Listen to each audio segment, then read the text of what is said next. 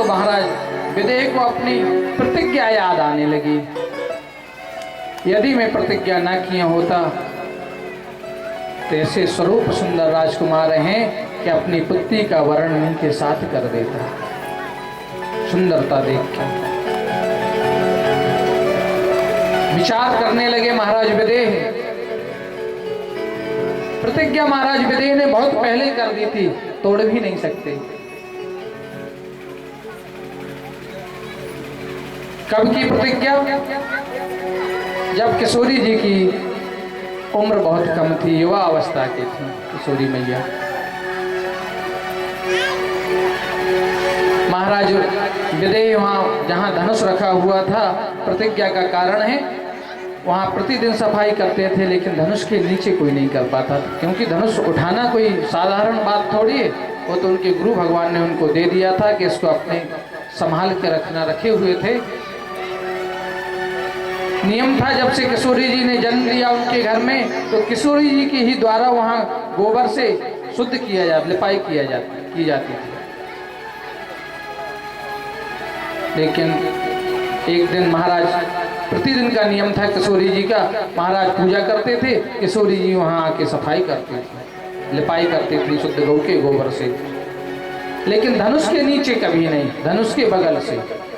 एक दिन महाराज पूजा की तैयारी कर रहे थे और किशोरी मैया वहाँ लीप रही थी, तो उन्होंने सोचा इस धनुष के नीचे तो कभी गौ का गोबर पहुँचा ही नहीं, ये तो अपवित्र जगह में रखा हुआ है बहुत दिनों से, जब तो लीप के रखा था लेकिन अब नहीं, तो ऐसा न करें कि इसको उठा करके और इसके नीचे लीपने फिर रख देते।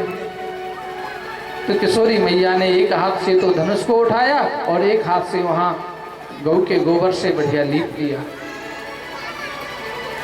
और लीप करके धनुष को वहीं रख दिया यथावत और अपने कार्य में चले गई। जैसे महाराज विदेह आए तो उन्होंने आके देखा कि गोबर के द्वारा यहाँ शुद्धता तो प्रतिदिन की जाती थी, लेकिन धनुष के नीचे कभी नहीं है। आज चकित हो गए देख के इसे उठाने वाला। जब यहाँ धनुष रखवाया तो कई हाथियों की ताकत से लाके रखवाया था, और आज महल में ऐसा कौन व्यक्ति है, हम भी कभी उस जगह हिला नहीं पाए। पूछा उन्होंने क्यों, किशोरी जी से कहा क्यों सीता मैया तुमने यहाँ सफाई करने की है, ये धनुष को किसने उठाया? तो किशोरी जी कहने लगी कि पिताजी वो तो मैंने एक ही हाथ से उठा करके उस वहाँ की सफाई कर दी और फिर वहीं धनुष को वहीं स्थापित कर दिया। तो महाराज विदेह के मन में बात समझ में आ गई कि अब तो शक्ति का अवतार हो चुका है, और ये शक्ति है, शक्ति मैया है, इसलिए इन शक्ति के लिए तो उनके लिए वर्ण करना चाहिए जो शक्ति के स्वामी है। इसलिए उन्होंने प्रतिज्ञा कर दी कि मैं मैया जानकी का विवाह भी उसी के साथ करूंगा। जब मेरी पुत्री में इतना साहस है, ये आदिशक्ति हैं कि धनुष को एक हाथ से उठा के अलग कर सकती हैं, तो इनका वर्ण भी मैं ऐसे व्यक्ति के साथ करूंगा जो इसकी प्रतिज्ञा को चढ़ाकर इसका खंडन करेगा। मैं आज प्रतिज्ञा करता हूँ।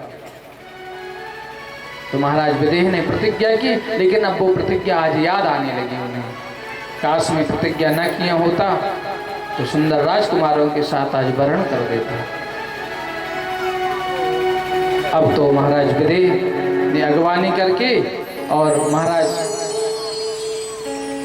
जनकपुरी में प्रवेश करवाते हैं। महाराज जनक मुनि बाबा विश्वामित्र जी के लिए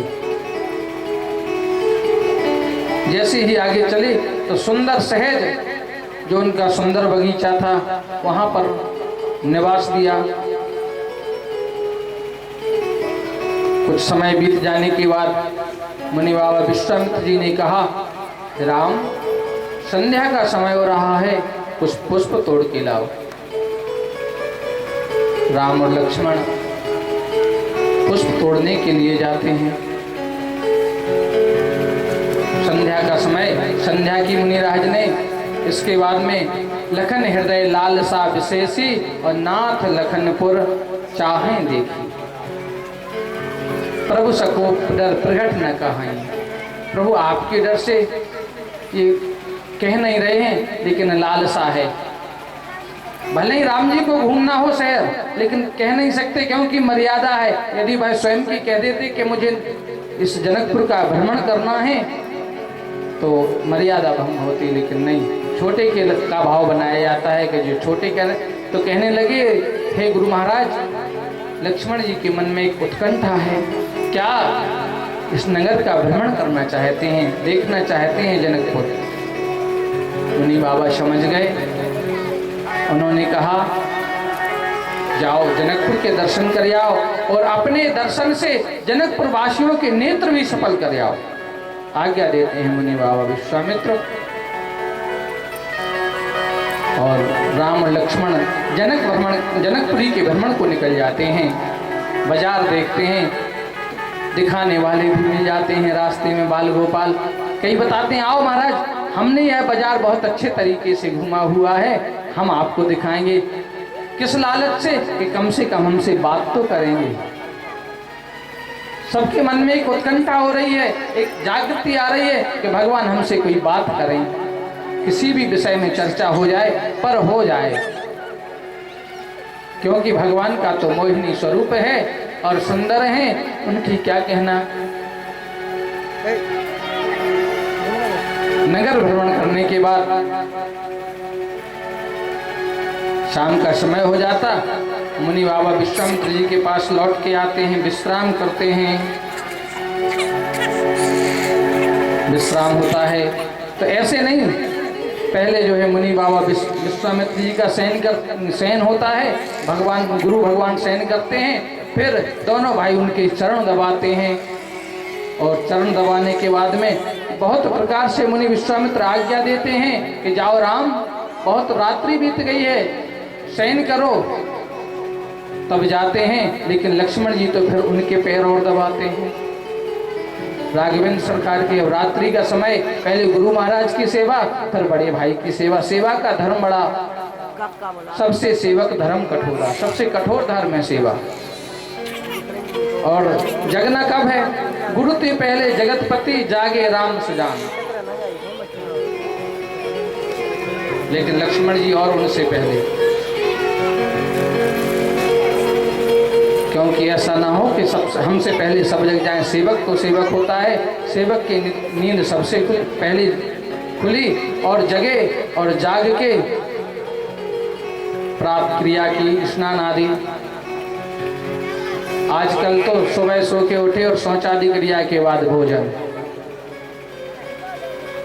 और रामचरितमानस में राघवेंद्र सरकार के चरित्र में देखो तो प्रात नहाए चले रघुराई। ऐसा नहीं कि प्रात खाए चले रघुराई, नहीं, प्रात नहाए चले रघुराई। सबसे प्रथम कार्य हमारे जीवन में स्नान करें सबसे पहले। तो सुंदर चरित्र भगवान का। सबसे पहले लक्ष्मण जी अरुणसिका धुनकान, और गुरु तुई पहले जगतपति, जागे राम सुजान। लक्ष्मण जी जागे, लक्ष्मण जी से बाद राम जी महाराज के बाद में गुरुदेव भगवान स्नान किया। स्नान आदि के बाद गुरु महाराज ने आज्ञा दी कि हे राम, पुष्प तोड़ के लाओ पूजा के लिए। अब सुंदर अमराई में जाते हैं। कौन सी अमराई में? जहाँ गौरी मैया का मंदिर है। तो लक्ष्मण जी कहते हैं चलो भैया फूल तोड़ लेते हैं, लेकिन भगवान राम जी कहते हैं नहीं भैया, यही तो मर्यादा है, यहाँ ये माली हैं, इनसे बगैर पूछे हम कोई वस्तु नहीं ले सकते। माली को आवाज लगाई भैया राघवेंद्र सरकार ने, भैया माली, हम कुछ पुष्प उतारना चाहते हैं पूजा के लिए। माली कहते हैं वहीं खड़े रहे, वो अंदर मत आना भाई बगीचा में, हमें पता है आपका अंदर आने का बड़ा रट्टा है। भगवान राघवेंद्र सरकार कहते हैं भैया माली, मना क्यों कर रहे हो? हम तो वही फूल उतारेंगे जो खिले होंगे, जो खिले नहीं होंगे उनको नहीं उतारेंगे। और ऐसे नहीं, पूजा के लिए ले जा रहे हैं। लेकिन माली कहता है नहीं। तो भगवान ने कहा क्यों नहीं जाने दे रहे हो बगीचे के अंदर हमारे लिए?